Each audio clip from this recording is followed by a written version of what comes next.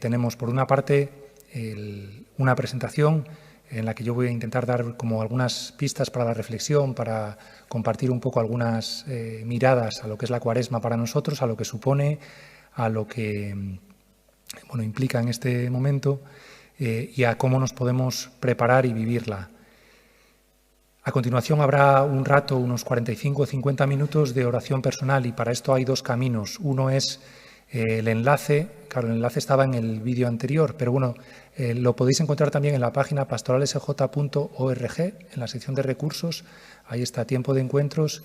Y de nuevo, también os pido que si alguien os manejáis bien con el chat, que lo pongáis aquí ahora el enlace, que sería pues para poder descargarse estas hojas que tiene, bueno, pues un poco no tanto el guión de la charla, sino más bien, bueno, pues una propuesta de oración al hilo de lo que voy a ir diciendo. Pero la otra posibilidad, también más tranquila, más contemplativa, pues nada, que sigáis aquí conectados y nos ponemos, con un vídeo que es una pequeña repetición un poco de lo que yo voy a decir ahora, ¿no? Una repetición más en una clave más orante, pues para sentir, para gustar, a través de música, de palabras, de imágenes. Y después, pues a continuación, compartiremos la Eucaristía. Tal vez tenemos que reformular un poquito los tiempos, pero bueno, intentaré ir amoldando de manera que, bueno, pues a lo mejor, empezando media hora tarde, a lo mejor la Eucaristía no empieza exactamente a la 1, sino un poquito 1:15 o así, pero bueno, voy a intentar respetar los tiempos porque me imagino que tendréis vuestros planes y compromisos, así que vamos a ello, ¿verdad? Para la reflexión sobre la Cuaresma me gustaría como compartir, voy a empezar con una serie de preámbulos, casi como el marco, ¿no? Donde poner un poco de sentido en lo que estamos haciendo y en lo que supone hacer un retiro, y después ya voy a desarrollar 3 puntos, ¿no? Por una parte voy a hablar de un escenario para la Cuaresma, que es el desierto. En segundo lugar voy a hablar de lo que ocurre en ese escenario, que es una lucha. Y en último término voy a hablar de algunas herramientas que necesitamos, que podemos tener y que nos pueden ayudar en ese camino. En cuanto a preámbulos, mirad, yo como lo que siempre digo, ¿verdad? Y este mismo prólogo tan accidentado del retiro lo demuestra, ¿no? Y es que necesitamos, por una parte, frenar, o sea, que vivimos acelerados y a veces, no sabemos ni esperar, ¿verdad? Es verdad que podemos objetar, que nos hables de frenar cuando llevamos un año casi frenados. Es verdad, yo mismo me siento un poco a veces como enjaulado, ¿verdad? Pero bueno, es verdad también que en ocasiones como que en lugar de frenar o para no frenar seguimos intentando llenar los días, ¿no? ¿Y qué es frenar? Pues frenar es hacer una pausa, dejar un poco de tiempo sereno, diferente, tranquilo, como este del retiro. Es dedicar un espacio a un presente desde el que entender de dónde venimos y pensar con calma a dónde nos gustaría ir y con quién. Frenar, si queréis, es como aprender a consumir el tiempo de otra manera, yo diría, ¿no? Y es una manera mucho más valorándolo. Bueno, pues vamos a frenar un poco esta mañana. Lo segundo es el silencio, que es una de las categorías más necesarias de esta vida nuestra. Y es verdad que vivimos rodeados de palabras, y palabras que yo diría demasiadas veces son ruido. Porque hay palabras que acompañan el silencio y esas es bueno escucharlas. De hecho, no hacemos un silencio para quedarnos en el vacío, sino para escuchar palabras que de verdad ayuden. Para nosotros la palabra, ¿no? Con mayúscula, que muchas veces es la que le da sentido a todo lo demás. Pero hay mucho ruido, muchas palabras vacías. Pues fijaros, la política, las redes, la economía, la cultura, la pandemia. Palabras hirientes, palabras agresivas, palabras seductoras, explicaciones, palabras que inmediatamente nos exaltan, nos enfadan, nos apasionan, nos agotan, ¿no? Yo creo que hay un poco de exceso de ese tipo de palabras y por eso necesitamos otro tipo de palabras distintas que nos ayuden, pues, yo creo que a escuchar. Entonces, pues vamos a hacer silencio. Tercero, la desconexión. Yo insisto en que necesitamos desconectarnos en algunos momentos, ¿no? A veces ahora que todo se retransmite, todo se conecta. Yo, creo que esto, bien entendido, ayuda y hay que ofrecerlo, pero al mismo tiempo hay que evitar la tentación de estar de nunca desconectar, es decir, que a lo mejor uno está haciendo el retiro y a la vez está conectado al WhatsApp, está conectado a avisos que te van entrando, estás conectado a 1000 cosas que yo diría, no, hay que desconectar, o sea, de alguna manera hay que centrarse, ¿no? Desconectar es centrarse en una sola cosa, salir un poco del laberinto de constantes estímulos que tenemos. Por lo tanto, ojalá esta mañana, dentro de que estamos conectados, ¿verdad?, pero ojalá esta mañana sea un tiempo de desconexión. Y por último, el último elemento de este preámbulo, pues yo diría es que esta es una experiencia que paradójicamente es una experiencia de soledad y de comunidad. La soledad, pues es que al final, la experiencia de oración es una experiencia personal y cada uno de nosotros pues hace su recorrido, está en un momento diferente, la palabra nos llega de maneras únicas, hay algo que se mueve desde el interior, hay algo muy íntimo, ¿no?, en todo esto. Y hay una parte ciertamente solitaria en el camino que hacemos. Pero al mismo tiempo hay una vivencia bien bonita comunitaria. Ya me habéis oído hablar más veces de la parroquia virtual esta que tenemos, ¿no? Y es cierto, antes de conectarnos, estaba viendo en el chat anterior la cantidad de lugares desde los que escribía gente, pues compartiendo, ¿no?, el que era momento de juntarse para rezar, ¿no?, para pasar esta mañana de retiro. Lugares de todo el mundo. Y me imagino, y bueno, lo sé, ¿no?, que aquí estamos gente de muchísimas edades, de muchísimos contextos, de muchísimas espiritualidades, educación, momentos vitales, estados de vida, hay religiosos, hay laicos, hombres, mujeres, jóvenes, mayores, gente que está pasando un momento bueno, gente que está pasando un momento muy difícil. Bueno, pues todos juntos, unidos en torno a lo mismo. Yo creo que hay algo bien bonito en eso, ¿no? Y en ese sentido, pues creo que merece la pena, no sé, yo creo que disfrutar de esta experiencia de la soledad y el encuentro, ¿no? El encuentro más aún, no solo con los que están alrededor o con los que están compartiendo el retiro, sino un encuentro también con la gente por la que vamos a rezar. O sea, aunque Cuaresma sea ir al desierto, también es llevando al mundo contigo, ¿no? Y en el mundo, pues mucha gente que pasa por situaciones, por vivencias, por momentos, pues distintos. Bueno, pues ojalá seamos conscientes de ser multitud, en este sentido. Y un último elemento que tiene que ver con los tiempos litúrgicos. Es Cuaresma, ¿no? Y siempre decimos, bueno, pues Cuaresma es tiempo de conversión, tiempo de desierto, de sequedad, de ayuno. Bueno, y uno a lo mejor dice, bueno, pero siempre es Adviento, siempre es Navidad, siempre es Cuaresma, siempre es Pascua. En realidad, nuestro siempre es el tiempo del Espíritu. Es decir, desde Pentecostés ya vivimos un tiempo que es el tiempo del Espíritu. Y esto es siempre, no es que venga, se vaya, venga, se vaya. No, pero también es verdad que los tiempos litúrgicos son una bonita pedagogía y una bonita manera de volver una y otra vez a contemplar a Jesús, su proyecto, su reino, su mensaje y su llamada a nosotros desde distintos acentos, ¿no? Y así como en Adviento pues rezábamos mucho sobre la esperanza y sobre la alianza y sobre la promesa, y bueno, pues porque Dios es el Dios de las promesas, pues también ahora en Cuaresma es el tiempo un poco de prepararnos y acompañar al Señor que se acerca a la pasión, ¿no? Y en ese sentido también comprender que nuestra vida tiene mucho de esto. Bueno, dicho esto, y ahora ya dejándonos de preámbulos, pues ojalá la actitud con la que podamos comenzar sea la del deseo de encontrar a Dios, la de, casi diría, la sed de Dios, ¿no? Y ahí el Salmo 41 nos puede ayudar. Como busca la cierva corrientes de agua, así mi alma te busca a ti, Dios mío. Tiene sed de Dios, del Dios vivo. ¿Cuándo entraré a ver el rostro de Dios? Envía tu luz y tu verdad, que ellas me guíen y me conduzcan hasta tu monte santo, hasta tu morada. Que yo me acerque al altar de Dios, al Dios de mi alegría. Que te dé gracias al son de la cítara, Dios, Dios mío. Pues ojalá esa sed de respuestas, esa sed de sentido, esa sed de encuentro nos pueda ayudar a este recorrido que arrancamos ahora. Y como os digo, es un recorrido que nos va a llevar por un escenario, que es el desierto, por una lucha y con 3 ayudas. Y como digo, el escenario de la Cuaresma, el escenario privilegiado es el desierto, ¿no? De alguna manera, pues esos 40 días y 40 noches que pasa Jesús en el desierto antes de empezar su vida pública, ¿no? Siendo tentado, todo esto, ¿no? Bueno, pues es verdad, las lecturas de la Cuaresma como que nos invitan, ¿no?, a considerar ese tiempo de alguna manera de apartamiento. Entonces, ¿qué es el desierto? ¿Qué es el desierto, no? Pues de alguna forma para nosotros desde la fe es el lugar de la tentación, ¿no? Es el lugar, y es un lugar que, si queréis, vamos a darle algunas notas, algunos rasgos fundamentales, ¿no? Porque, digo, evidentemente nosotros seguimos en nuestras vidas, estamos en nuestras casas, no nos hemos retirado, no nos hemos marchado fuera de nuestras casas, no nos hemos ido al campo o a un lugar desértico, ¿verdad? Sino que estamos, bueno, intentando hacer desierto en nuestra vida. Entonces, ¿qué rasgos pueden ayudar a construir ese desierto? Por una parte, es el lugar de una cierta austeridad, una cierta desnudez, ¿no?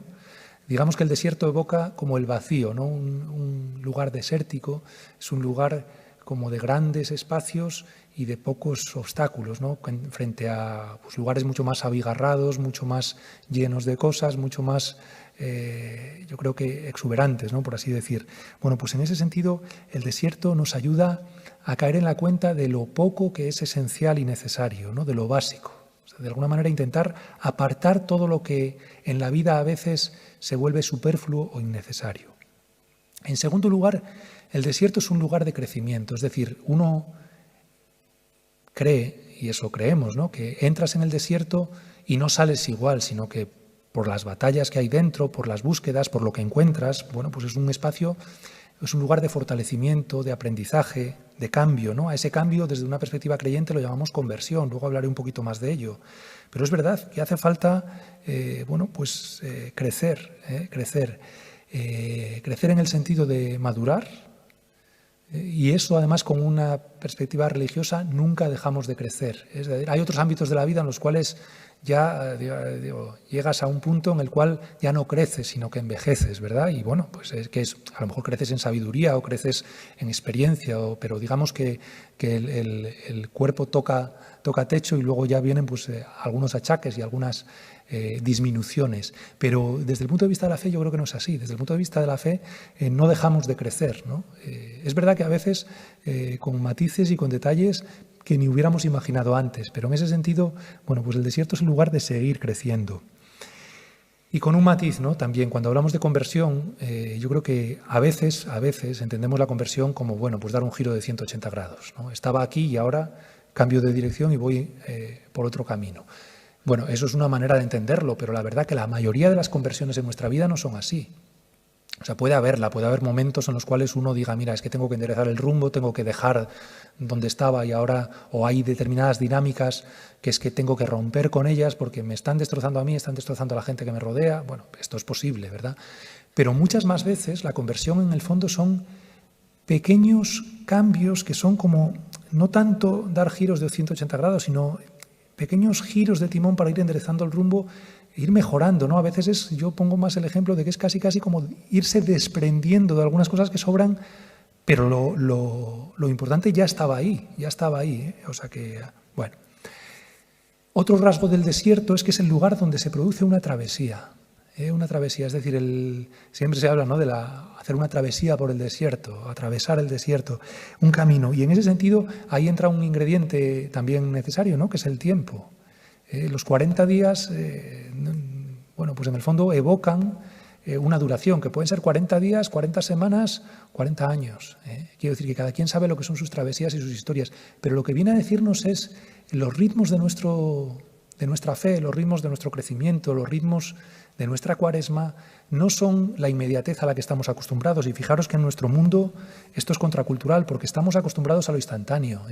Yo no sé, me imagino que alguno se habrá puesto muy nervioso cuando a las 11 no empezaba esto, aunque en general es verdad que los ecos siempre son bastante de apoyo y de tranquilos, ¿no? Y es verdad, y se agradece. Pero es verdad que estamos tan acostumbrados a que las cosas sean ya, inmediatamente, ahora y tal, que cualquier espera nos genera... Ya no te digo cuando en lugar de hablar de media hora podemos hablar de días, de semanas, de meses. O sea, la inmediatez es una tiranía contemporánea. Bueno, pues en medio de esto el desierto tiene algo de travesía en la cual tú entras y no sabes cuándo vas a salir, ni siquiera, ¿no? O sea, para nosotros los 40 días, como digo, son un símbolo, pero cada quien sabe lo que duran sus travesías y sus escenarios. Y un último rasgo del desierto es la aridez. Es verdad que, bueno, pues uno piensa, o por contraste, ¿no? Pues dices, bueno, pues es verdad que en el desierto hay oasis, pero el oasis, digamos que es la parte de no desierto en el desierto, ¿no? Y el oasis evoca, pues sí, los lugares donde tienes lo que necesitas, agua, hay un vergel, lo que sea, pero en realidad el desierto nos evoca más bien pues, la falta de agua, la sequedad, el calor. Bueno, probablemente desde una visión muy simplista, ¿no? Habrá quien diga, no, en el desierto hay mucha vida también, y probablemente la hay, ¿eh? Pero lo que quiero decir es que hay, lo que nos recuerda a nosotros la experiencia cuaresmal del desierto es que en la vida a veces hay que atravesar por la prueba, por la dificultad, por el conflicto, ¿no? Dice el eclesiástico, si te decides a servir al Señor, prepárate para la prueba. Bueno, pues ahí está, ¿no? Yo creo que este es un tiempo para mirar y comprender a Jesús en su camino hacia la cruz y para comprender nuestras propias subidas a Jerusalén. Por lo tanto, bueno, pues cada quien tiene que encontrar su desierto interno, ¿no? Su desierto vital, que es esos ámbitos de la vida en los cuales uno necesita hacer un camino de crecimiento, en los cuales uno tiene que prescindir de lo accesorio para centrarse en lo esencial, en los cuales uno necesita su tiempo para recorrer ese camino y en los cuales hay que afrontar la dureza y la dificultad. Todo eso ocurre. Entonces, una vez descrito el escenario, que es un escenario bien bonito, cuaresmal y vital, ¿cuál es la lucha que se nos plantea desde la fe? ¿Y cuál es la lucha, de alguna manera, que el propio Jesús hace? Es la lucha contra la tentación, ¿verdad? Lo decimos en el Padre Nuestro, no nos dejes caer en la tentación. Leíamos o leemos, ¿no? Siempre el primer domingo de Cuaresma, ya sea con un evangelio o con otro, que Jesús va al desierto para ser tentado. Entonces, bueno, pues es verdad que la tentación es una dimensión de toda vida y hay que entenderla bien, ¿no? ¿Qué es la tentación? La tentación, de alguna manera, es aquello que en la vida nos confunde, nos engaña. Creo que de alguna manera, claro, tenemos que entenderlo bien porque en el lenguaje contemporáneo muchas veces hablar de tentación tiene un toque hasta romántico, ¿eh? Cae en la tentación, date un gusto. Y casi desde ese punto de vista parecería que hablar de tentación desde una perspectiva más moral o así, pues es, venga, ya está esta iglesia represora o ya está una moral un poco rancia queriendo ponerle límites a la gente, ¿no? Cantaban aquellos de todo lo que me gusta es ilegal, es inmoral o engorda, ¿no? Y parecía, es decir, la tentación es alguien que te dice que no puedes hacer todo lo que te gusta. Bueno, pues no es esto, o sea, porque claro, ese es el engaño. La tentación en realidad lo que es una promesa envenenada. Sí, una promesa, sí, te promete todo, pero luego a la hora de la verdad lo que te da es lo contrario, ¿no? Es, si queréis, es una fachada hermosa que detrás de ella lo que hay es una prisión. Claro, o la seducción que te promete tesoros, pero lo que tiene son cadenas, ¿no? Yo creo que ahí la hay. Bueno, las tentaciones de Jesús las conocemos, ¿no? Y tienen mucho que ver con lo que va a ser después su vida pública. Son la tentación de los atajos, convierte estas piedras en pan, la tentación del espectáculo, tírate del templo y ya verás como todo el mundo alucina, o la tentación del poder, venga, te lo doy todo y solo hay que adorar a los ídolos, o al mal, ¿verdad? Y así, bueno, pues ya pondrás tu lógica, pero por la fuerza. Claro, eso es una tentación tremenda, ¿no? Yo pensaba un poco cómo leer las tentaciones contemporáneas que tenemos que afrontar todos y se me ocurría. Hay algo bien bonito en el Evangelio de Mateo y es que el capítulo 4 comienza con las tentaciones y el 5, casi arrancando la vida pública de Jesús, tenemos el Sermón de la Montaña que empieza con las bienaventuranzas. Y uno, imaginándose un poco como ese recorrido, dices, claro, para llegar a formular las bienaventuranzas, quizá lo que hay que hacer es aprender en las propias tentaciones o en algunas tentaciones, ¿no? Y casi me gusta pensar como que las bienaventuranzas son el aprendizaje de decir no a ciertas tentaciones. Y en ese sentido esta es la propuesta que me gustaría, con la que me gustaría pues, centrar una parte de la reflexión en este momento, ¿no? Y es recorrer de manera inversa ese camino a Jesús, ¿no? Es ir recorriendo las bienaventuranzas y ver a qué tentaciones contemporáneas obedecen. Y probablemente, bueno, pues cada quien tengamos que ver si alguna de estas también están en nuestra propia vida, ¿no? Y cómo luchar contra ellas, porque sí, hay que luchar, es decir, hay que plantar cara y hay que, de alguna manera, aprender a decir no a ciertas dinámicas que, como digo, son muy golosas, pero en el fondo enmascaran vidas mediocres o vidas mucho más pobres de lo que podrían llegar a ser. Entonces dice, Mateo 5, ¿verdad? Dichosos los pobres en el espíritu, pobres de corazón, pobres materiales, lo entendemos claramente, porque suyo es el reino de los cielos. Bueno, ¿cuál sería la tentación contra la que está alertando esta bienaventuranza? Bueno, pues la riqueza, claro. La riqueza, ¿cómo entendida? ¿Cómo entenderla, no? es como apropiarse de las cosas o de las personas y acumular. Los dos principios de la riqueza, digamos que son, es mío y es mucho, cuanto más mejor. Bueno, la realidad es, claro que uno puede pensar, hombre, pero el derecho a la propiedad privada es importante, y es verdad, o sea, forma parte de nuestro orden social, ¿verdad? Si te lo puedes permitir, ¿por qué no? La realidad es dónde pones el umbral, o sea, ¿dónde está la tentación? La tentación está en convertir lo necesario o convertir en necesario lo que ya ha empezado a ser superfluo. Porque claro que todos necesitamos, pues, y queremos, ¿no?, llevar una vida digna, buena, pero hay determinadas cosas en las cuales empezar a convertir la riqueza en, digamos, en un enorme campo que siempre pide más, al final lo que nos hace es esclavos, ¿no? ¿Por qué hablar de tentación? Porque la lógica de la acumulación o la lógica de esta riqueza que se va apropiando de personas, de vidas, de situaciones, de bienes, etcétera, lo que termina convirtiéndonos es en eternos insatisfechos, porque siempre quieres más, no te das tiempo a valorar lo que tienes, ¿no?, a descubrir que ya eras rico sin saberlo. Además, la riqueza o el convertir la riqueza en el fin de la vida nos lleva a competir mucho más que a compartir, y eso ciertamente nos termina alejando unos de otros, ¿no? Y tercero, en la medida que vas asumiendo que las cosas son tuyas y las tienes por seguras, dejas de agradecer. Y en cambio te pasas a exigir, ¿no? Y vas creyendo que, bueno, que lo puedes todo, lo tienes todo, lo mereces todo. Con lo cual, al final, terminas en una prisión. Bueno, entonces yo creo que hay demasiadas cosas que, en su justa medida, son parte de una vida plena y digna y buena. Pero cada uno tenemos que aprender dónde termina esa justa medida y dónde empiezan las cadenas, ¿no? ¿Qué convertimos en riqueza en nuestra vida? Dice Jesús, dichosos los que lloran porque ellos serán consolados. Y uno se pregunta también, ¿no? Pero entonces, ¿qué pasa? Que hay que buscar llorar. Ya estamos con estos rigorismos o con miradas un poco derrotistas a la vida. Ya estamos con una religión para los tristes. Ya empezamos con masoquismos, podría decir uno. No, hombre, claro que todos preferimos reír que llorar, o sonreír, claro que sí. Claro que todos preferimos estar bien a estar mal. No cabe la menor duda, ¿no? Pero, ¿dónde está la trampa? La trampa está en creer que se puede reír siempre. La trampa está en creer que la meta de la vida es estar bien. No, la meta de la vida son otras muchas cosas. Claro que preferimos estar bien, pero si ese es el único objetivo, hombre, dejaremos de luchar por cosas que son muy importantes. O dicho de otra manera, hay dimensiones de la vida por las que merece la pena llorar. O aceptar que hay momentos en los cuales toca llorar. Esto es lo que quiere decir. Entonces, en el fondo hay una parte que es, no se trata de llorar por llorar, pero sí se trata de decir, mira, aprende a llorar por algo, por alguien que merezca la pena. Eso sí. Es decir, en la vida hazte vulnerable, porque si te quieres hacer invulnerable también te harás de piedra, y eso es un problema, ¿no? Entonces alguien que dice, mira, yo prefiero que no me hieran de ninguna de las maneras, ya, pero entonces tampoco te vas a dejar abrazar. Entonces cualquier vida, cualquier camino, cualquier opción, cualquier compromiso, por mucho que te apasione y por muy feliz que te haga, va a tener una dosis de zozobra, de incertidumbre, de llanto.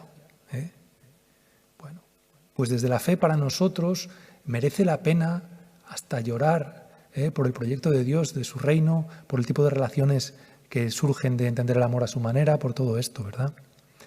Dichosos los mansos porque ellos heredarán la tierra, los mansos, ¿verdad? Los tranquilos, si se quiere, los calmados. La mansedumbre es necesaria, es muy necesaria, y más en nuestro mundo donde la tentación contrapuesta es la tentación de la violencia, de la agresividad, de la furia, ¿no? Es más, hoy en día, incluso religiosamente, ¿no? Hay quien enarbola demasiado pronto la bandera de la santa ira, la lógica del insulto, del ataque, de la descalificación, la lógica del maniqueísmo convertido en guerra, la acusación, no, decís que sois mansos, pero sois tibios, ¿verdad? La tentación es cargarse de autoridad moral, sentirse mejor y terminar juzgando y prejuzgando al otro. Hay quien, convencido de tener el frasco de las esencias, bueno, pues látigo en mano va dando golpes a todas partes y se vuelve juez y ariete de vidas ajenas.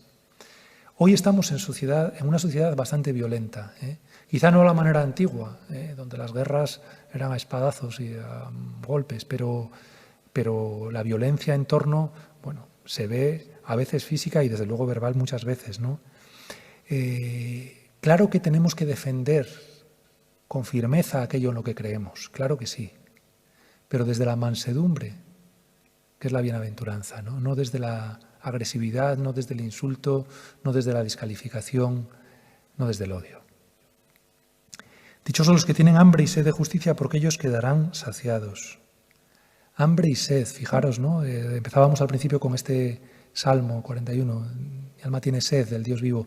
Yo siempre, me habréis oído a lo mejor en algunas otras ocasiones, ¿verdad? Decir que hay que contraponer el hambre con el apetito, que apetito tenemos de muchas cosas, pero hambre verdadera lo tenemos de muy pocas. Y la pregunta es si tenemos hambre y sed de justicia.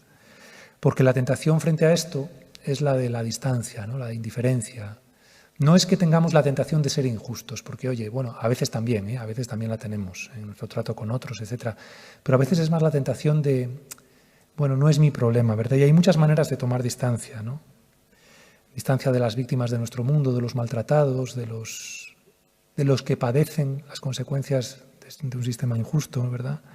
Una es decir, no es mi problema, ¿verdad? Que, bueno, ya, que lo haga el Estado, que lo haga la Iglesia, que lo haga alguien, pero no es mi problema. Pero la injusticia es problema de todos, yo creo. Otra es el derrotismo, la rendición. No es que el mundo no hay quien lo cambie. No, yo tengo hambre, pero me conformo con saciar la base de sucedáneos. Bueno, pues no. O sea, de alguna manera, gracias a Dios, hay gente que cree que es posible que el mundo sea un poco más justo, ¿no? Y si hace falta, llega a dar la vida en una cruz. También está en la descalificación, pues a veces, que digo, hay que entender, no, es que la Iglesia no es una ONG, ¿no? No, por supuesto que no lo es mucho más, pero tiene que trabajar por la justicia, porque seguimos a quien dio la vida por ella, ¿no? Y como digo, bueno, pues cabe también, digo, otra trampa, ¿no? Que es utilizar la justicia como una pose, un discurso, un eslogan, un tuit, una forma de ponerse medallas, pero que al final no hay compromiso concreto y real ni con nada ni con nadie. El hambre de justicia se materializa, ¿no? En alguna mesa, ¿sí, no? Bueno, dichosos los misericordiosos porque serán tratados con misericordia. Bueno, aquí la tentación evidente es la dureza de juicio. Frente a la misericordia, la mirada implacable, el juzgar a otros con dureza, el negarse a perdonar, más aún el enfadarse con el Dios que perdona, ¿no? Hay que ser bueno, pero no hay que ser tonto, tú no te fíes, etcétera, etcétera, etcétera. Ya, pero Dios es misericordioso, ¿no? Es verdad que la experiencia que tiene la gente, que por la razón que sea es capaz de perdonar en su vida, es muy sanadora. Fijaros en nuestra propia historia, ¿no? Si alguna vez hemos sido perdonados, lo que cambian las cosas desde esa perspectiva. Si nos hemos sabido perdonados, si nos hemos sentido perdonados, o si hemos sido capaces de pasar páginas sin dejar que nos torturasen, ¿no? A veces es verdad que más quisiera uno, ¿verdad?, que pasar páginas que están ahí atascadas. Bueno, pero el reto es conseguirlo, ¿no? Encontrar el camino hacia el perdón. Dichosos los limpios de corazón, porque ellos verán a Dios. Y frente a esto la tentación pues es la del corazón de piedra, ¿no? Las dinámicas que nos van encerrando, el corazón autosuficiente que se encierra en sí mismo, que se cree en el centro del mundo y deja de mirar alrededor, ¿no? Y entonces no ves ni a Dios ni al prójimo. No ves a Dios cuando te convences de que lo sabes todo, cuando tu corazón es un corazón altanero y engreído, y ahí está. Dichosos los que trabajan por la paz, porque se llamarán hijos de Dios. Bueno, pues la mansedumbre de la que hablaba antes se refería a la actitud personal, pero ahora la bienaventuranza nos invita no solo a ser una persona pacífica de carácter, ¿verdad?, sino a trabajar efectivamente por la paz. El tipo de relaciones que se generan.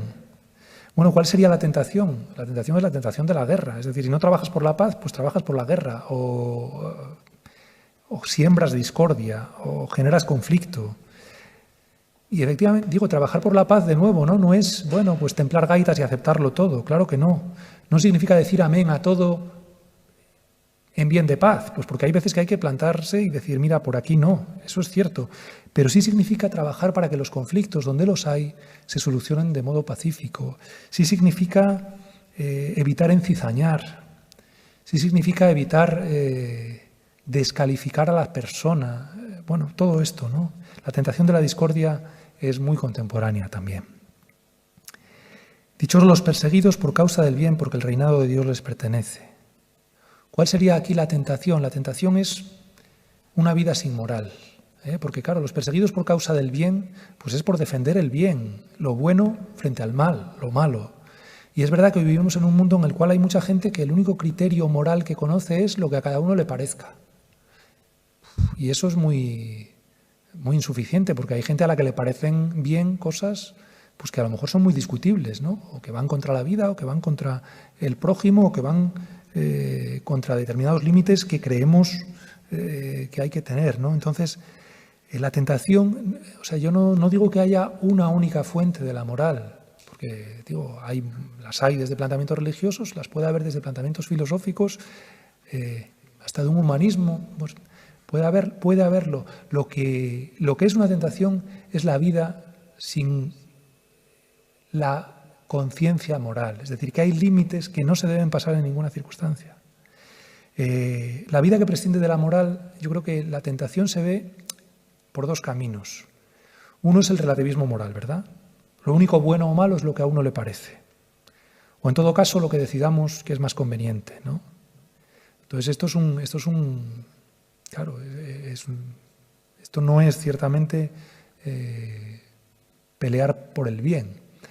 La otra tentación sería el reduccionismo moral. O sea, si el relativismo es decir nada es verdad ni es mentira, el reduccionismo moral es reducir la moral solo a un ámbito de la vida. Por ejemplo, solo tiene que ver con la moral lo que tiene que ver con la sexualidad. Hombre, pues mira, resulta que la justicia social, el pecado contra el prójimo, etcétera, etcétera, tiene también mucho en lo que tenemos que examinarnos, ¿no?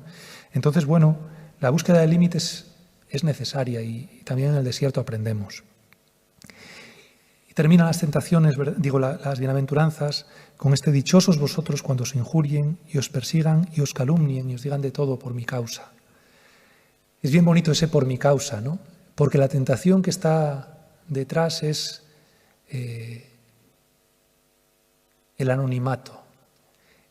Bueno, mira, yo no quiero que... Mi fe es una cosa muy privada, ¿verdad?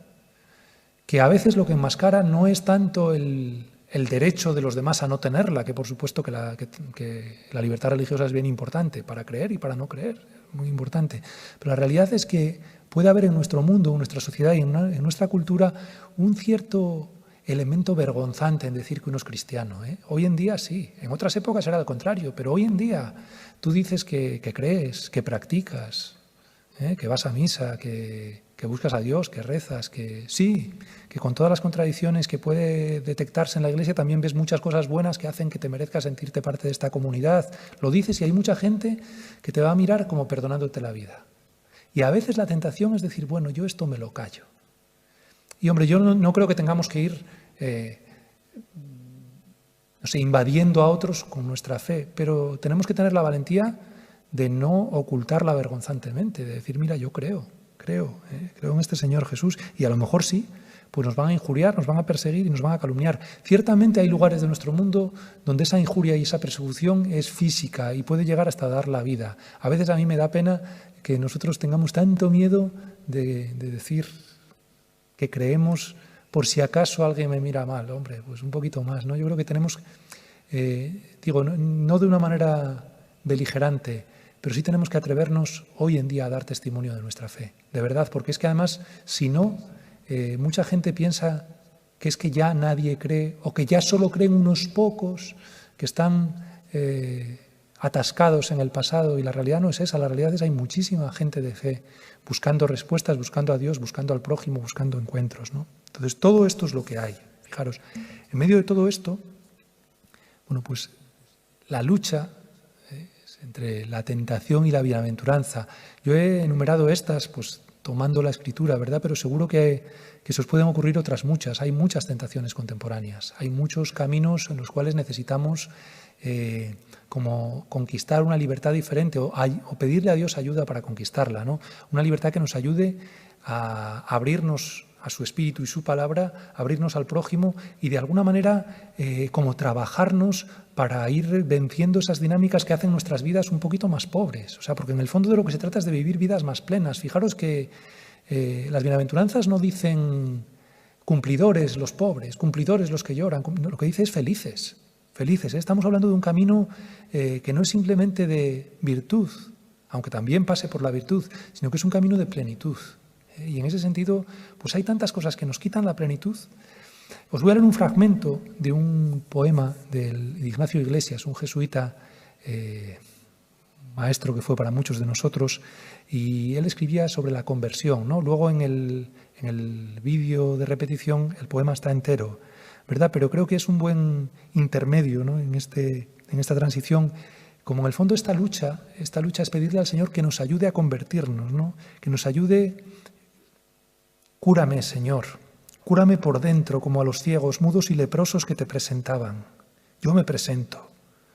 Cúrame el corazón de donde sale lo que otros padecen y donde llevo mudo y reprimido el amor tuyo que les debo. Despiértame, Señor, de este coma profundo que es amarme por encima de todo.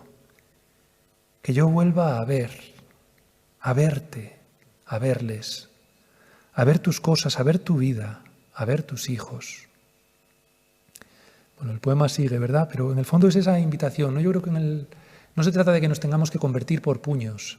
Se trata de que le pidamos a Dios ayuda para convertirnos. Y ahí, y damos un paso más, en esa ayuda, en la Cuaresma se nos proponen 3 herramientas, 3 apoyos que siempre han estado muy asociados a este tiempo y que es bueno entenderlos hoy en términos que nos ayuden, ¿no? Que son el ayuno, la oración y la limosna. Siempre volvemos a ellos, pero porque no hay que inventar lo que ya está inventado, ¿verdad? En su mensaje para la Cuaresma de este año, que es bien bonito, y en el PDF que he preparado y que habéis podido descargar, ahí hay varias citas y también está el enlace al mensaje entero, pero el Papa Francisco anticipa así, ¿no? Estos 3 elementos. Dice: el ayuno, la oración y la limosna, tal como los presenta Jesús en su predicación, son las condiciones y la expresión de nuestra conversión. La vía de la pobreza y de la privación, el ayuno. La mirada y los gestos de amor hacia el hombre herido, la limosna. Y el diálogo filial con el Padre, la oración, nos permiten encarnar una fe sincera, una esperanza viva y una caridad operante. Y es ahí donde yo hablo de encuentros, ¿verdad? El encuentro con uno mismo, el encuentro con el prójimo y el encuentro con Dios. En realidad los 3 encuentros se dan en las 3 dinámicas. No es que la oración sea el encuentro con Dios, el ayuno con uno mismo y la limosna con el prójimo. En realidad en los tres hay encuentro con Dios. En los 3 hay crecimiento personal y en los 3 hay una mirada al mundo. Y esto es lo que voy a intentar como explicar, ¿no? ¿Qué sentido tiene hablar hoy de ayuno? ¿Qué sentido tiene hablar hoy de oración? ¿Y qué sentido tiene hablar hoy de limosna? Cuando hablamos de ayuno, lo que tenemos que comenzar es con, de alguna manera, yo diría algunas referencias. Jesús en el desierto guarda un ayuno de 40 días con sus 40 noches y al final siente hambre. Dice el Evangelio de Mateo que tu ayuno no lo vean los hombres, sino tu Padre que está escondido, y tu Padre que ve en lo escondido lo pagará. Mateo 6. Dice el profeta Isaías, ¿verdad? El ayuno que yo quiero es este: abrir las prisiones injustas, hacer saltar los cerrojos de los cepos, dejad libres a los oprimidos, romped todos los cepos, compartir tu pan con el hambriento, hospedar a los pobres sin techo, vestir al que ves desnudo y no preocuparte de tu hermano. Y no despreocuparte de tu hermano, perdón. Bueno, ¿cómo entender el ayuno? ¿Cómo entenderlo bien, ¿no? ¿Cómo entender un ayuno discreto, es decir, discernido, consentido, vinculado a la misericordia y a la compasión? Porque es verdad que, no sé, supongo que os ha pasado, a mí me pasa infinidad de veces, ¿no? En todo tipo de grupos, y cuando sale este tema del ayuno, cuando inmediatamente vinculamos el ayuno en Cuaresma al ayuno y a la abstinencia, ¿no? Y ya entramos en si comer o no comer carne y en todas estas cosas, siempre se termina llegando a encrucijadas absurdas, ¿verdad? Entonces, puedo comer langostinos, pero no puedo comer jamón de york. Bueno, pues yo llegados a ese punto ya me o sea, prescindo de discutir, porque creo que tenemos que ir mucho más a fondo que esto, ¿no? Tenemos que ir un poquito, ¿qué es ayunar? ¿Qué es ayunar? ¿No? Que no es la materialidad de una cosa concreta que para las personas significan cosas totalmente distintas. Entonces, ¿qué es ayunar? Yo creo que, bueno, para empezar, ayunar tiene un elemento que es privarse de algo, ¿no? Lo cual, bueno, pues creo que es, de alguna manera, algo valioso en este mundo donde mucha gente no quiere privarse de nada. Es más, a veces también hay una contradicción cultural muy curiosa, ¿no? Y es, si tú desde un punto de vista religioso hablas de ayuno, inmediatamente te acusan de rigorista, esto del ascetismo ya es una cosa pasada, es que esto es quitarse la alegría de vivir. Pero luego esta misma gente que dice eso hace unos sacrificios y unas cosas, por ejemplo, cuando llega la operación bikini en verano, o la gente hace unas dietas y unas cosas, y no siempre es por salud, muchas veces es por estética o por cosas parecidas. O sea, que ese sacrificio sí, y en cambio por otras cosas no, ¿no? ¿Quién le puede dar sentido? Bueno, yo lo que diría es, mirad, ¿qué nos aporta el ayuno en la vida? Es decir, y repito, cada quien tendrá que saber de qué, pero ¿qué nos aporta? Lo primero es el no dar por sentado algo. O sea, no asumir que siempre está ahí a tu alcance. Reconocer lo que tiene de don. Es decir, fijaros en una cosa, y es de cuánto nos hemos privado. Es verdad que no voluntariamente. Nos ha tocado privarnos de muchas cosas muy importantes en este último año. Es cierto. Ahora, dicho eso, pues la realidad es que hay un reverso, y es nos estamos dando cuenta de tanto que dábamos por sentado y que creíamos garantizado, y en realidad era un privilegio. Y ojalá cuando vuelva, pues uno lo descubra de una manera diferente, ¿no? Y descubrir así lleva a valorar y agradecer. Por lo tanto, ayunar nos lleva a no dar por sentado lo que tenemos.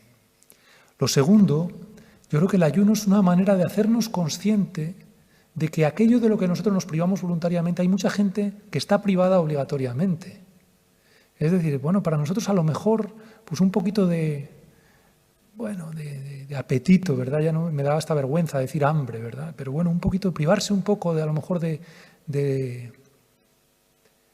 estar satisfecho hasta el extremo. No es porque tenga no es porque de verdad, bueno, pues vaya a suponer un cambio radical en nuestro mundo, pero sí significa de golpe a lo mejor tratar de hacerme consciente de la cantidad de gente que no tiene nada de esto en su vida, ¿no?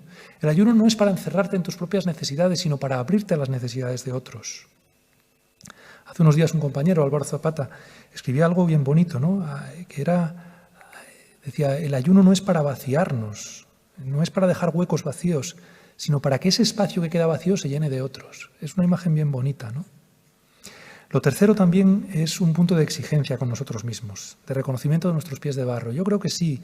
Es decir, la necesidad de conversión, pues, bueno, encuentra una expresión en este mundo de tanta autoestima mal entendida, donde, o sea, la idea de penitencia, ¿verdad?, parece fuera de lugar. Yo sí diría una cosa, es decir, si la entendemos como, o sea, tengo que hacer algo que me cuesta para complacer a un Dios furioso, pues está mal planteado. Dios no necesita mis limitaciones, Dios no necesita mis renuncias, no las necesita, las necesito yo. Necesito de alguna manera atreverme a decir que hay cosas en la vida de las que me arrepiento y encontrar un gesto que me ayude a expresarlo, que no todo da igual, que puedo mejorar, claro que sí, ¿no? Y repito, no es una mirada para fustigarse a uno mismo, no es esto, pero sí es el decir, bueno, claro que quiero mejorar, porque puedo, porque Dios ha puesto en mis manos muchas cosas buenas y porque el mundo me necesita mejor,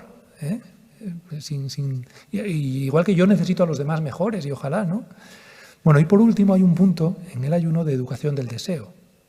Hoy cuando el deseo es imperativo, cuando demasiadas personas no son capaces de privarse del menor de los caprichos, cuando no te prives de nada de lo que deseas, pues la realidad es que la vida nos priva de muchas cosas y educar el deseo nos hace muy libres, ¿no? Hay que hacerse dueños de nuestro tiempo, no esclavos de él, de las cosas, no ser puros juguetes estimulados por caprichos, incapaces de decir no.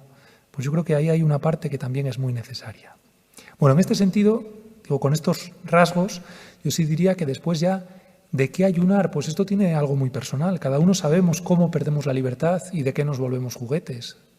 Porque claro, hay cosas que a unos les costará mucho y a otros no les cuesta nada. Así es que no es una cuestión un poco de que lo que hagas sea como un recordatorio, ¿no?, de por qué en la vida estás tomando esos gestos, estos pasos, ¿no? Entonces, cada quien sabrá de qué ayunar en el tiempo de Cuaresma. Para uno será de carne, para otro será de tiempo de Internet, para otro de series, de libros, de redes sociales. Hay quien le vendrá muy bien ayunar de criticar, yo qué sé. O sea, hay muchas cosas que ahí están, ¿no? Entonces, primera herramienta, el ayuno. Segunda herramienta, la oración. Es verdad que la oración forma parte, creo que de la vida de fe siempre, ¿no? Pero como que siempre decimos que la Cuaresma es un tiempo para, bueno, si se puede dedicar un poquito más de espacio a la oración. Y es verdad que no hay dos personas que recemos de la misma manera, ¿eh? Hay tal infinidad de caminos de oración.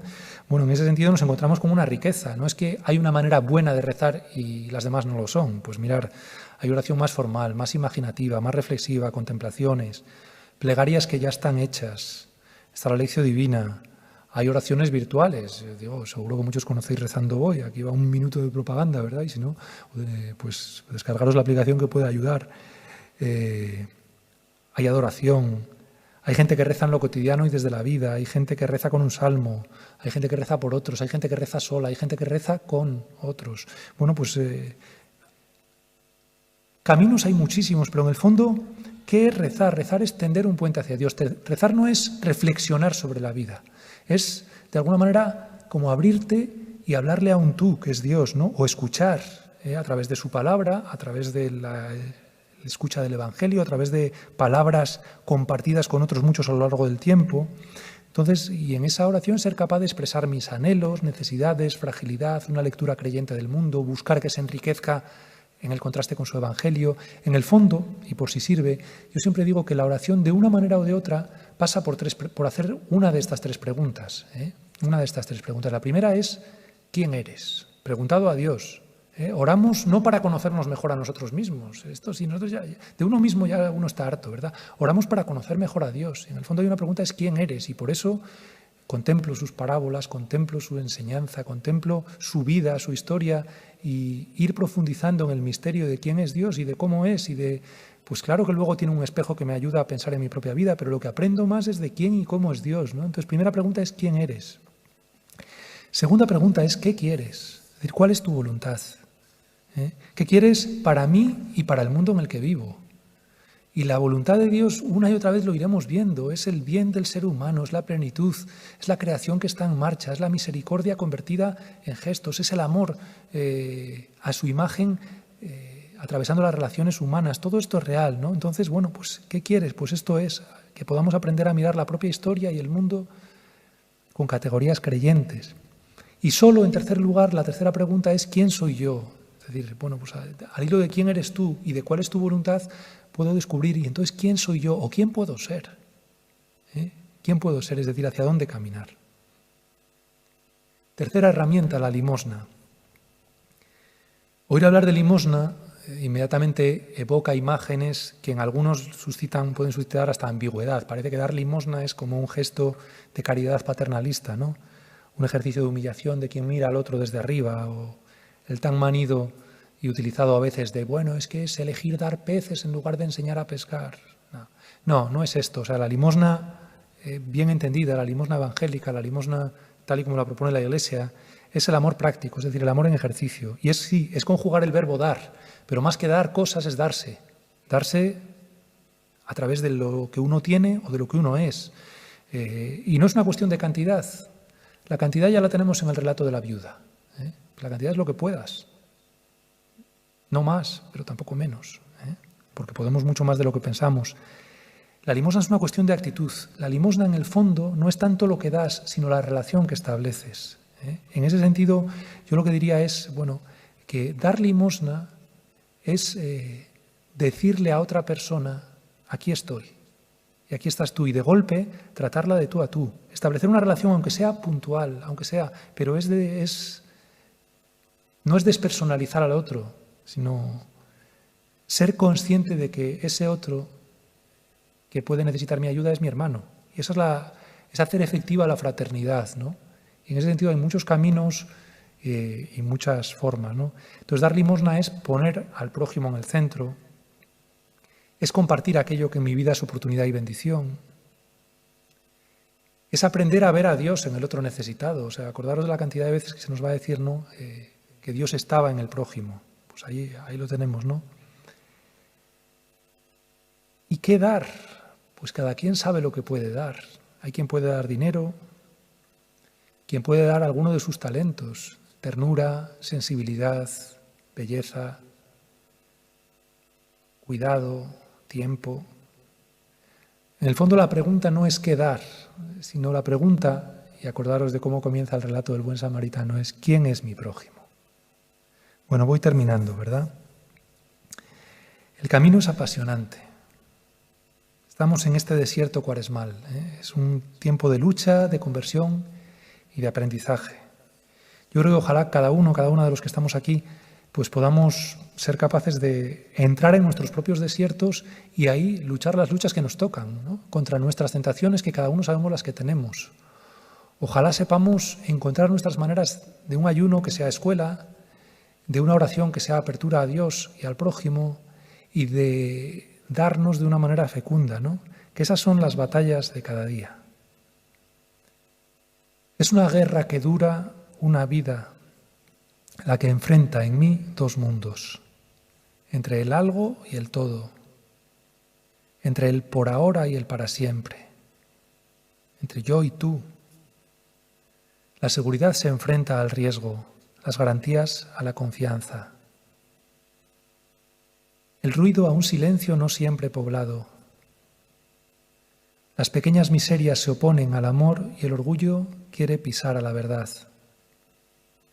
Dame, Señor, capacidad para luchar. Toca pelear cada día, hasta esa jornada última en que tú vencerás por los dos. Dame fe para no rendir el Evangelio, la bondad, el sacrificio o la cruz. Dame alegría para sobrellevar cada revés, cada caída, cada tormenta. Yo, por mi parte, aquí estoy, dispuesto a seguir remando, con mis pocas fuerzas, con mis pobres brazos. No sé si basta, pero hay que intentarlo. Bueno, hasta aquí los puntos, ¿verdad? O esta reflexión.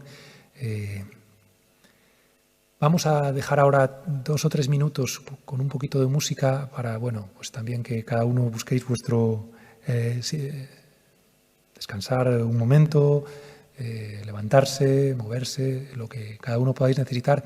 Y en 3 minutos o así, pues entramos, caben, como os decía al principio, 2 caminos para la oración personal ahora, ¿no? Bueno, o más, o sea, uno es que, bueno, cada quien al hilo de lo escuchado ya, pues podáis rezar con aquello que os pueda haber ayudado. Otro es descargar en el enlace que, como digo, está en la página Pastoral SJ, en la sección de recursos, o estaba en la descripción del vídeo anterior, en el pie, que podáis descargaros el PDF.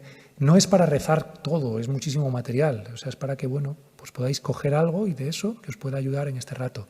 Y el tercer camino, pues es el vídeo que en una pequeña repetición de este camino, que eso, como en 2 o 3 minutos, pues comenzaremos, ¿de acuerdo? Entonces, bueno, muchas gracias de nuevo y después, pues calculo yo que como a la 1:10, vamos recortando un poco y ganando espacio, perdonar por la celeridad, pero bueno, lo bueno de que esto queda grabado es que después uno también puede seguir recorriendo el camino de Cuaresma durante todas estas semanas, ¿no? Pero como a la 1:10 o así probablemente será cuando compartamos la Eucaristía.